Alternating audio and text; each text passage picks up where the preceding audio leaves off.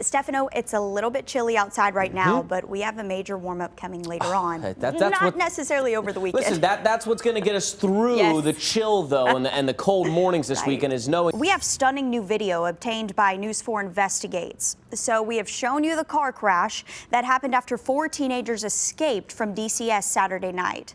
Well, now we have video of what happened before the escape. A brutal attack on an innocent supervisor. Our chief investigative reporter, Jeremy Finley, sets the stage for all of the wild events that happened that night. We also have confirmed that the supervisor who was attacked is not the assistant director of the facility, who is currently under investigation for chasing after the teens and firing a gun. Right now, Murfreesboro police are looking for a woman wanted for burglary. Okay, so imagine driving down the interstate and then this happens. So that is an SUV driving into a light pole and then knocking it down on the interstate. And then watch this, the driver just keeps going. And a bill to improve roadside safety is heading to Governor Lee's office. Well, peak wedding season is just weeks away, and if you're planning a wedding, you've probably noticed the price has been going up. This morning, Alexandria Adams is diving into just how much people are shelling out for the big day. So, Alexandria, what in the world is driving up the cost? Tights, Lindsay. First, we had cancellations from COVID, and now it's just downright expensive. Money, money, money. Thank you, Alexandria. All right, we want to send things back over to Stefano now. He's talking 80s sometime next week, but that will come with some storms, unfortunately. It's gonna. 2 men charged for killing Memphis rapper Young Dolph appeared in court Thursday.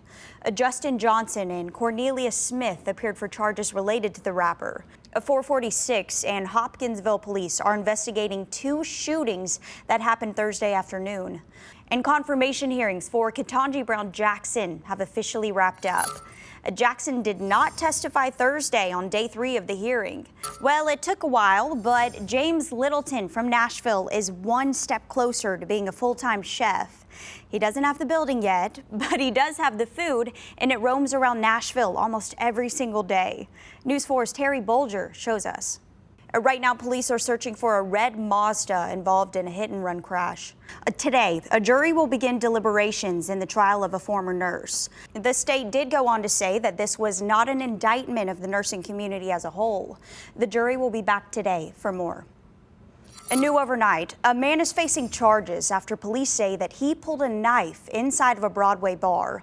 Police say they responded to the call on Lower Broad just before 5 p.m. yesterday. 4:04, and there were 2 different bomb threats at Middle Tennessee high schools within the last 24 hours.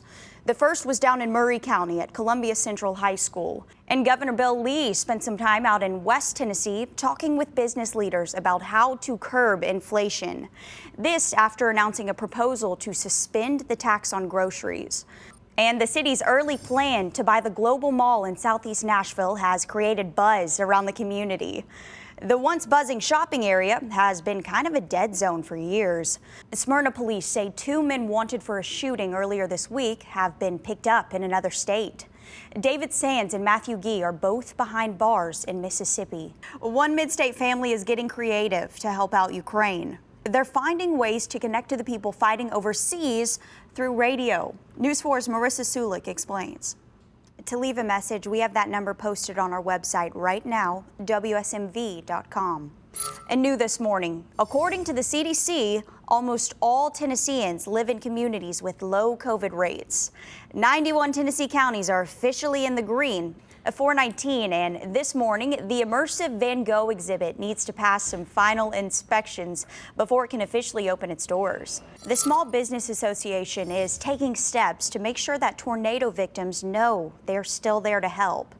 The deadline from FEMA passed already for the December storms, but the SBA has stuck around. And more e-cigarette products got the green light to stay on shelves. The Food and Drug Administration authorized several tobacco-flavored products. And new this morning, Wilson County Police just finished up a vape product test on local businesses.